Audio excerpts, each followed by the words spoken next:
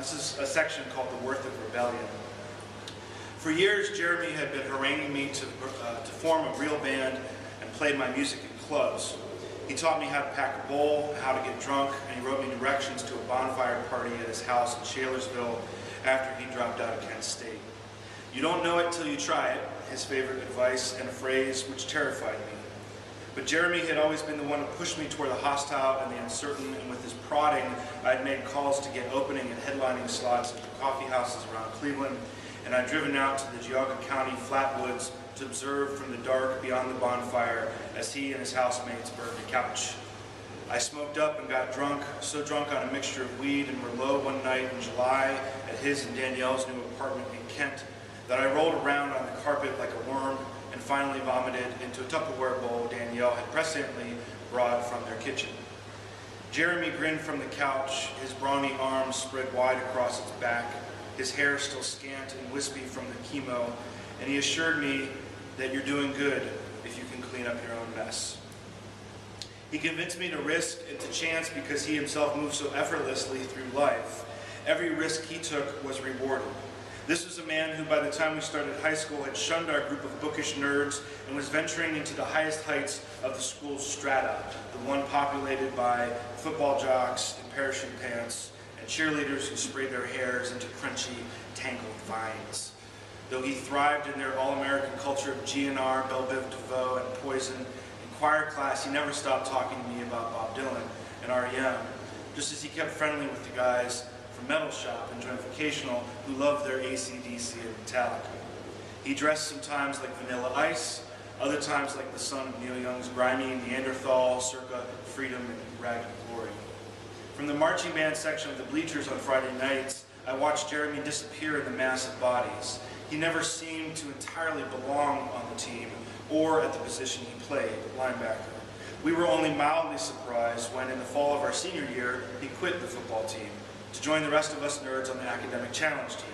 And we weren't surprised at all when he joined the show choir's band just so he could play guitar and play it loudly, skipping practice when he felt like it, on one occasion to go see Lenny Kravitz while the rest of us toiled away at a limp rendition of DeBarge's Rhythm of the Night.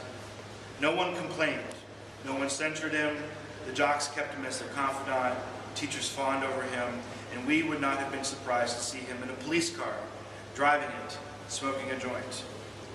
What had kept us tied, despite the distance Jeremy put between us early in high school, and what perhaps kept me from ever taking that rejection too hard, was a set of shared beliefs, a nascent system of aesthetic and moral philosophies which made us funkier than those in the higher stratum, who were mainly apolitical, apathetic, and conservative, even in their rebellion.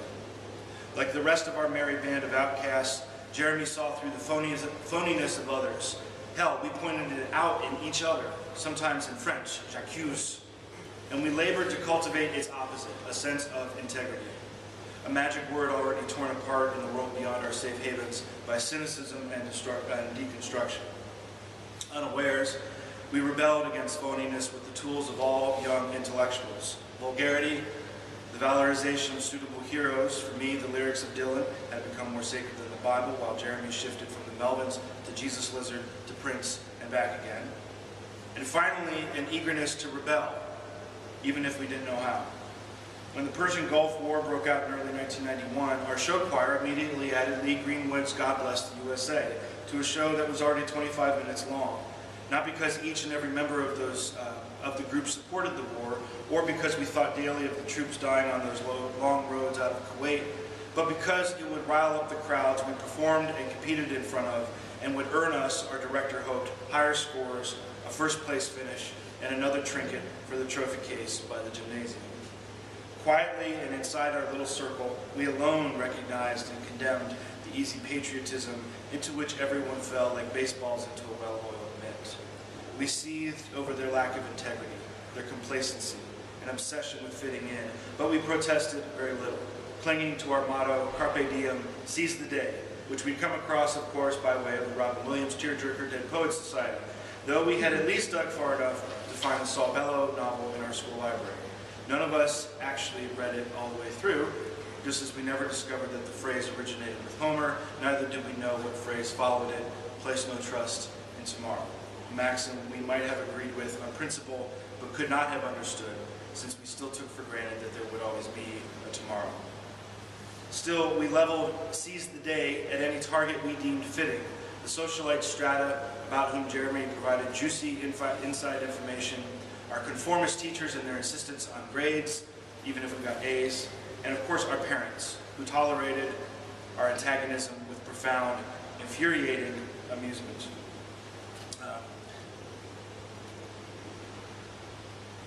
Our finest moment of rebellion came near the end of high school at the dreaded ice cream social, a day-long pandemonium of choirs, bands, an art show, theatrical scenes, and an endless litany of solo performances. A few months prior, Jeremy and I had formed what we jokingly called a band, me on acoustic guitar, Jeremy on electric guitar, and on any instrument he could find, our friend Graham, a skinny music savant who took music theory courses at a Case Western and could play anything with keys, a reed, or a brass mouthpiece. Grandfather Clock was the world's most vulgar, three-piece, bassless, drumless rock group.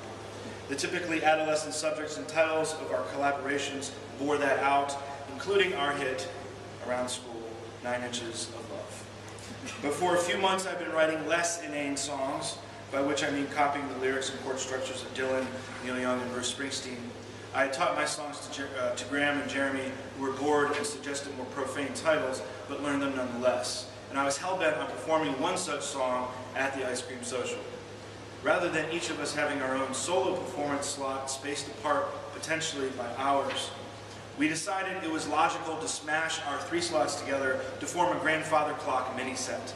Our squinting, relentlessly cheerful, and backstabbing choir director agreed, or disagreed. It's a crucial detail. She disagreed, but we continued our scheming. Love, too, played a part in the soon-to-be legendary performance.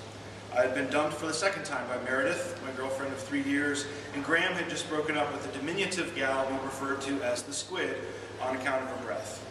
Denied our mini-set, Graham reluctantly agreed to accompany on piano just about every other performer, which cost him his own solo, but also gave him a convenient excuse to back out of his previously planned duet with the Squid. Our choir director gave her spot to someone else.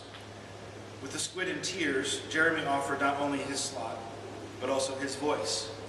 And thus, on the day of the ice cream social, he bravely surfed the syrupy waters of Somewhere Out There, a song from an animated movie about an immigrant mouse, while the Squid leaked tears the whole way through. "You fucking owe me," he said to Graham afterwards. And so everything came to bear on the one song we could do in my slot. No one had ever told us we couldn't perform together, and I had studiously avoided explaining to our squinting choir director what song I would be doing, my song, which was called Goodbye Blues, that we privately referred to it as Kiss My Ass Meredith. Waiting backstage, though, I hedged and suggested we do Paul Simon's Me and Julio Down by the Schoolyard. "God damn it, Ben," said Jeremy, and that was all he needed to say. Quickly, we hauled Jeremy's box amp on stage. I strapped on an acoustic guitar, and Graham, bedecked in nothing but rolled-up dress pants and a black vest, which exposed an obscene amount of chest hair, primed his harmonica. We stood on a stage decorated with red, white, and blue bunting, facing an auditorium full of what appeared to be agitated, exhausted extras from a production of Our Town. Without warning, Jeremy stabbed away at the lead line he'd concocted, and what came next was a furious bashing of instruments, a 3-chord folk rock stomp with no drums to hold it together. The fuck you I'd never mustered the courage to deliver to Meredith in person. The song sped by. I had never felt so pleasantly lost in the same spirit which must have flooded Dylan when he plugged in at Newport. I imagine that somewhere behind the blood-red velvet curtains, our choir director was frantically trying, like Pete Seeger, to cut the power with an axe. As Jeremy bent over his guitar, hair draped over his face, pulling squeals from that Stratocaster like a young Chuck Berry, we careened into the epic poetry of the final chorus, which I will indicate the lyrics with. "Hi, how are you? That's good.